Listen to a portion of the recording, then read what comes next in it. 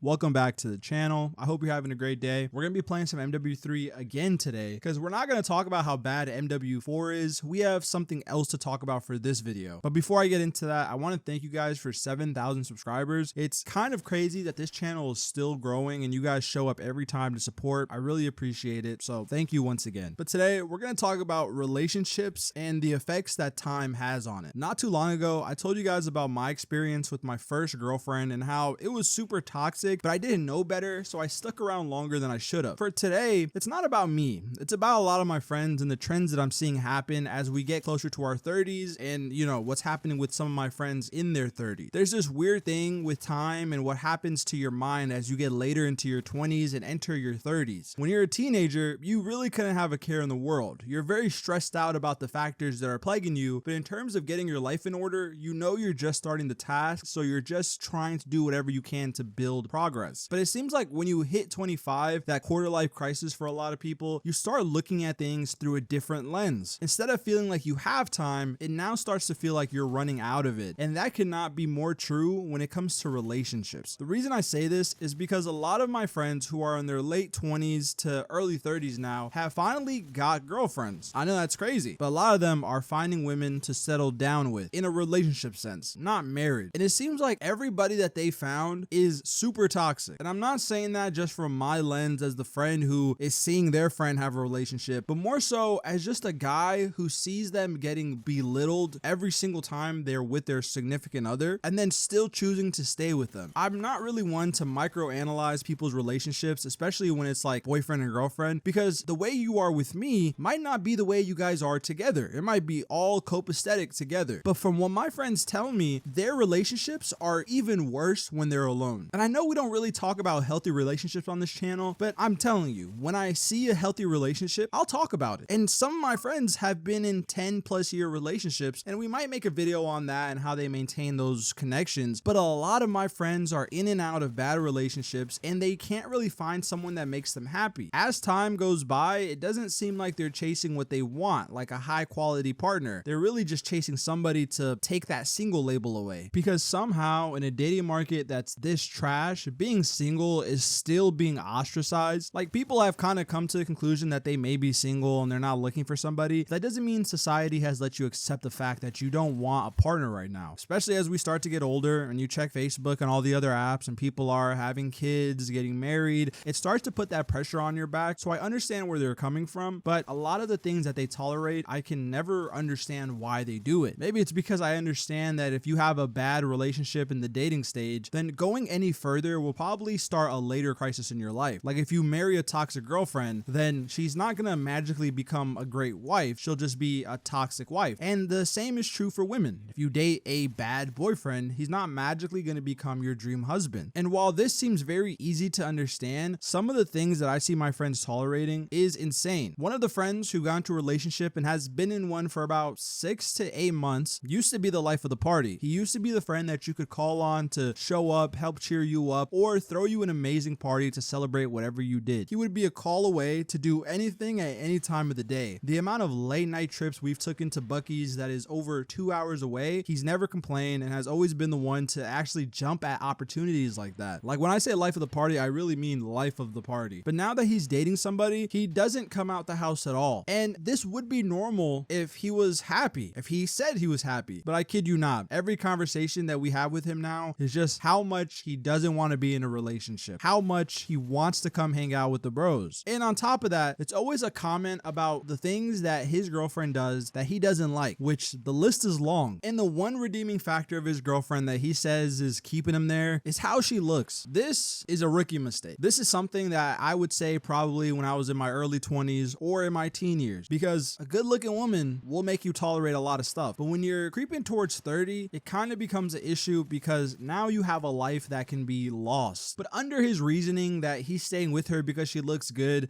we all deep down know that the reason that he's staying with her is because he's terrified to be single again. And he's not the only one. I could understand how daunting the idea of entering this dating market can be, but when you're 30 with your own house and a career, tolerating a bad girlfriend isn't just a bad idea. It actually becomes something that can take away all your accomplishments in the blink of an eye. Let's say they get married and the marriage doesn't work out. out. Now, depending on what state and how the law works, she might be entitled to whatever he's worked for. And we try to tell him this, that it's better to start new than rather prolong something that's gonna be, it's gonna end badly. But he's so into the cope that no, this is healthy. Like, this is good.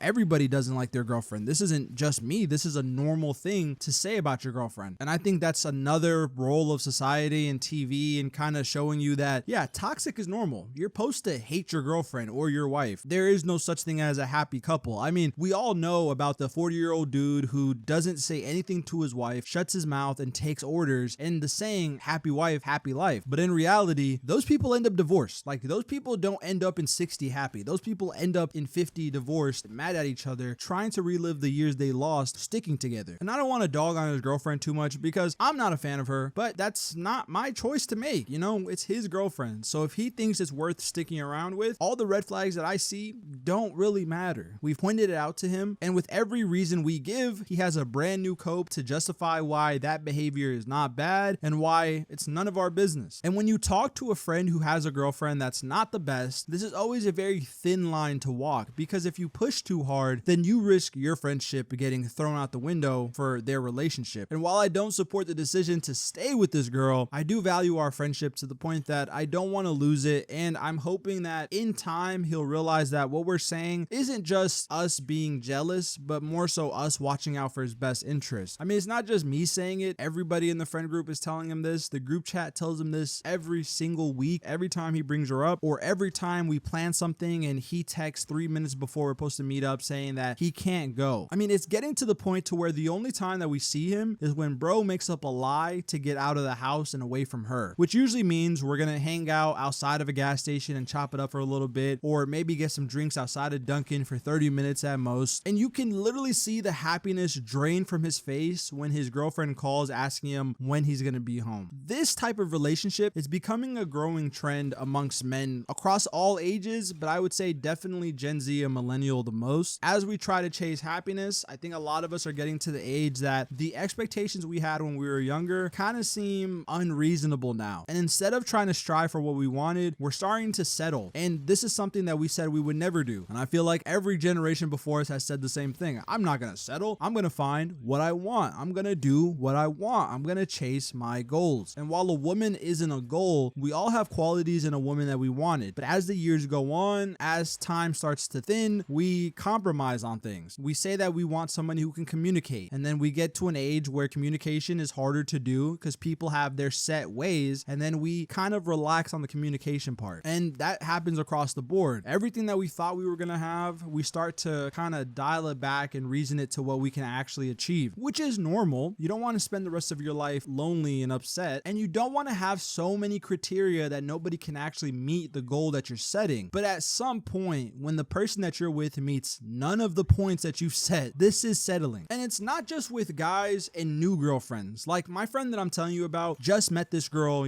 like over, I would say 10 months ago. They started dating 3 months into their talking stage, and now they've been dating since then. So like 6 to 8 months, like I said. But this happens with guys that have been in long-term relationships on and off. I know when I say, and I have a friend, it sounds like I'm just making up these stories, but I don't really know how else to tell you guys. We'll label this friend JJ, so we don't get him confused with the first friend. Great guy, very independent, very good thinker, and really quick on his feet to make life decisions, and his life has played out pretty well. But the one place that I think that he has done a tremendous disservice to himself in is when it comes to relationships. He's had a relationship that has spanned over 10 years. This relationship was around before I met him, and it's still around now. But I know saying that they've been together for 10 years makes it sound like, oh, this is good. Like, this is going to be his wife, right? They're healthy. But in reality, this has been the most toxic 10-year relationship I've ever heard about. And I know I spam the word toxic, but this is truly toxic. They have been together for 10 years. That does not mean that throughout those 10 years, they've always been a couple. They've broken up more times than years they've been together. Every bad couple fight you can imagine, they've had. And this is not to say that he's a saint in the relationship or she's the evil one. I don't really know. Like I said, this relationship was there before I was around, and it's still kind of living now somehow. But to give reference to the type of girlfriend that she is, she's the type of girlfriend to cheat on you, but then blame you for finding out and making her feel bad about it. And I don't really know her side,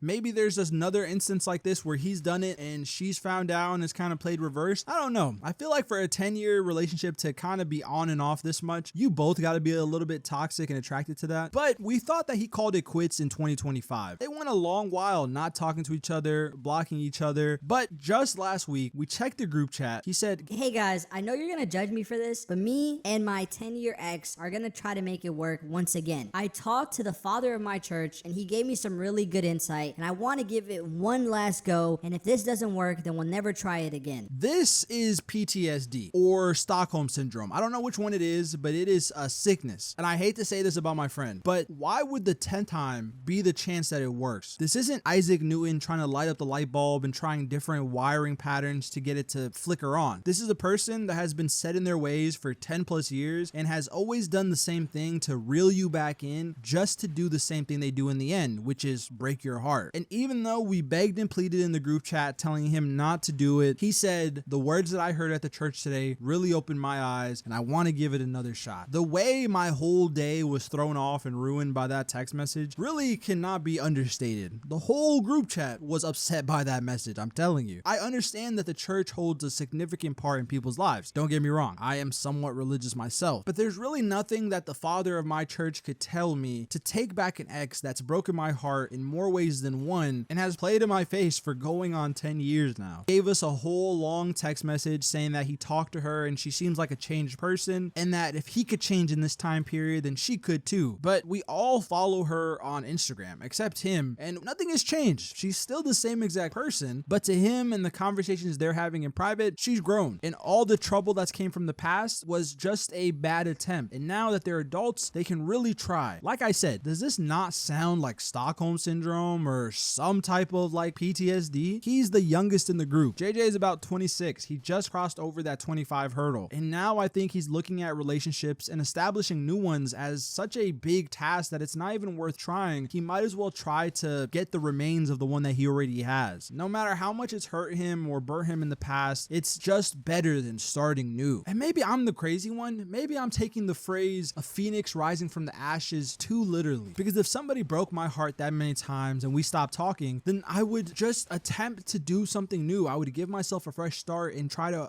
forget about my past. But time can be such a great thing or an evil thing. And when you see it as a hourglass running out, it really becomes evil. It's like, I know this person is terrible for me, but there's no one else right now. Isolation is one thing, but running out of time is such a weirder thing because we're older than him. As much as he thinks his hourglass is running thin, we're older. And a lot of us are single and not unhappy. And I know that's a hard concept for people to understand. People automatically assume, oh, you're single, so you're unhappy. When in reality, it's like, no, I just have not found the person that I want to dedicate that much time to. And maybe that's a cope that I'm using. I'm sure someone's going to say that in the comments, but I feel like it's so much worse to just keep a toxic thing going. When it does crash, which I'm not hoping for happens to either of my buddies, but when it does crash, then more time will be wasted. And like I said, I'm not doing this for my projection. I'm not saying that their relationships are bad because I'm jealous I don't have one. I'm taking their own words and just telling you guys what they tell me. I'm taking their complaints, their facial expressions, the amount that they talk down on their girlfriends as a sign that they're not happy. But maybe I am reading the room wrong. Maybe my first friend is right and all relationships are like this, that after a certain amount of time, you just don't really like each other like that anymore. But I don't think he's at that point. Like 6 to 8 months, you shouldn't be hating your girlfriend. You should be in the honeymoon stage or the puppy love stage. You're not even at a year and you have more complaints than things that you appreciate about the person. And for JJ, you've tried for 10 years and every year that I've known you, you've gone through a heartbreak since then. And from the friends that have known him longer, like since he started dating her, it's been a heartbreak every single year. And it's hard seeing your friends that could do better and achieve better, but they're scared to bet on themselves. And I can't really talk from a place of like, I wouldn't let this happen. I feel like I've been afraid to get into a relationship for a lot of these reasons myself, because I don't want to be in a position where I'm choosing my own happiness or my fear of finding something new. And in some ways, I can relate to what they're going through, because the same way someone would justify having a job that they hate and prolonging that just so they can secure a check or because they're scared to go back in the job market, I can understand. And I've been in that position, especially when it comes to jobs. But looking at it from the outside is truly insane. I see these guys who have been the life of the party, filled with energy and always the first ones to do something, in this kind of compromised position where they've somehow turned into a dog on a leash, taking the commands from their owner. They can't really do anything on their own volition, or it might spark an argument, and they've had enough of those and they're actually tired of putting up with them. But the idea of running away from the owner seems insane, because who's gonna put the food in your bowl? Who's gonna give you the treats and the belly rubs when you need it? Even though your current owner barely does it, and it seems like you're having to fight more than you're getting the things that you want, it's still better than starting new. And I really don't understand. I'm just seeing this trend start more and more, and it's weird. It's weird. As we get older, we start to settle and life just starts to mold itself into the TV sitcom that we all said that we wouldn't let it be. If you're in a happy relationship, I salute you. It's harder to find than a legendary Pokemon, and if you have it, cherish it, take care of it. And if you're in a toxic relationship, really consider why you're still sticking around. There is light at the end of the tunnel, but you have to be willing to walk down the tunnel to find something that's worth keeping. But in the end, I'm not here to make your life choices for you. I've just kind of seen this happening more and more and wanted to speak on it. If you agreed or disagreed with anything I said in this video, let me know down below in the comments. I do read the comments. Have you been in a relationship that you stayed in for way too long? Are you in a relationship currently that you're feeling like has run its course? And if you've been in one and found a way out, how did you do that? How did you find the person that you actually are compatible with and not just settling for? If you haven't already, like and subscribe to join the channel. Every subscription helps feed my dog a dog treat, and that boy getting fat, so let's keep making him fatter. And with that being said, thank you for tuning in. Until next time.